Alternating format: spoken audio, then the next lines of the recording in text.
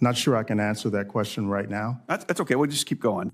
Sorry, Senator, I cannot answer that question. Well, thank you for the question, Senator. I'm not a pilot. So, again, Senator, I'm not a pilot. I don't want to guess on that, Senator. Now, you've been nominated to lead an agency with authority to regulate aircraft, airspace, and airmen. The U.S. has some of the most complex airspace in the world. I mean, we've got over 200,000 registered aircraft, more than 1 million pilots in our country, and over 45,000 flights per day handled by ATC. Now, with recent issues under the Biden administration, from the flight disruptions over Christmas, the NOTAM, or the Notice to Air Missions ground stop, and the recent near miss incidents in New York, Texas, and just yesterday in Boston, my colleagues and I were concerned about the many or several parts of your background and your lack of aviation experience. Now, there's many new regulations that the FAA has issued or is in process of developing. Here's one, for instance. The FAA is spending billions of dollars on its next-gen program, as you're aware, to modernize the national airspace system. A key part of this update is moving towards GPS navigation for pilots and ATC. Now, as part of this transition, the FAA recently required airplanes to be equipped with an ADSB transponder. So, Mr. Washington, can you quickly tell me what airspace requires an ADSB transponder? Quickly, please. Thank you for the question, Senator. Not sure I can answer that question right now. That's okay. We'll just keep going. So that's a pretty important part. Mm-hmm. But another question. You've said that your national security background, and again, I appreciate your military experience there, but you say that's prepared you for this role. Okay. The FAA has classified airspace to meet the needs of airports, air traffic, and also national security. The FAA has also designated special use airspace over DoD bases critical to national security.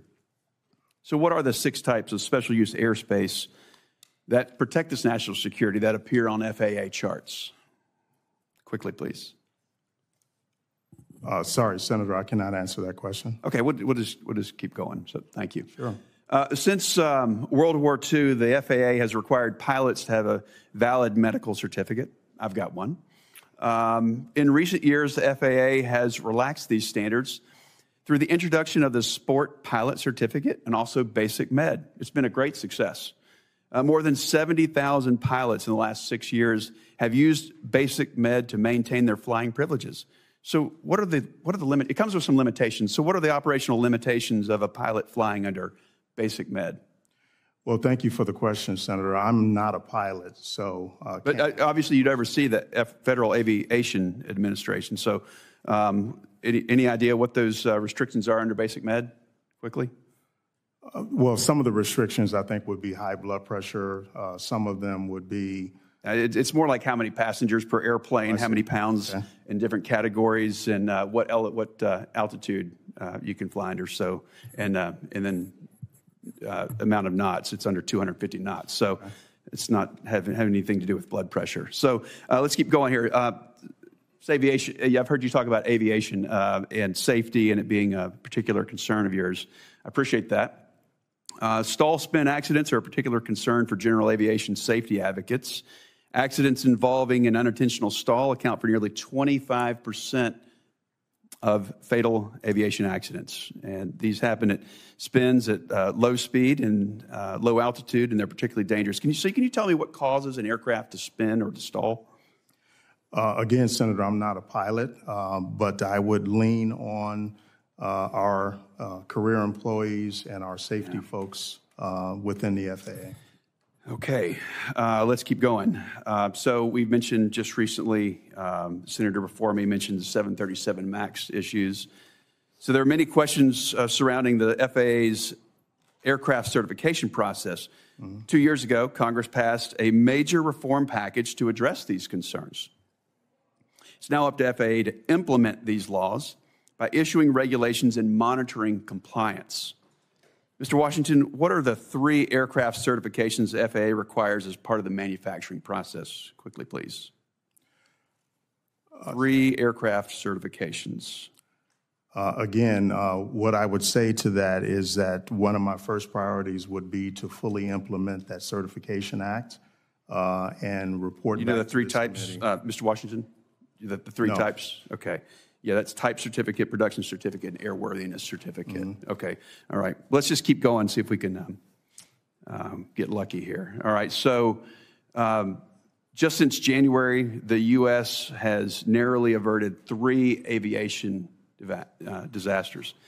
On 3 separate occasions, airplanes came dangerously close to colliding on runways at New York JFK, Austin Bergstrom, and the Boston Logan Airport. The Austin incident reminded me of the Tenerife accident, which is the deadliest aviation accident in history. Both the incident at Tenerife and Austin involved 2 planes on a runway in dense fog. The FAA's ATC procedures manual has separation standards. Now, I know you run a big airport, so you should probably know this one here. It's got separation standards for planes using the same runway. So can you tell me what the minimum separation distance is for landing and departing airliners during the daytime, Mr. Washington? I don't want to guess on that, Senator, Okay. but All right. it would be easy for me to find out. Thank you. You know, the FAA is woefully behind on integrating unmanned aircraft standards, but are you familiar with the difference between Part 107 and Part 44809 when it comes to unmanned aerial standards? Unmanned like drones, are you familiar with the difference? Yes. Okay, you know the difference between those two, Part 44809 and Part 107? Do you know the difference there? No, I cannot That's okay. spell that out for you. Senator's time is Yeah, thank you. expired, You so- know, the FAA can't afford to be led by someone who needs on-the-job training, and for that reason, I'm going to be opposing your nomination.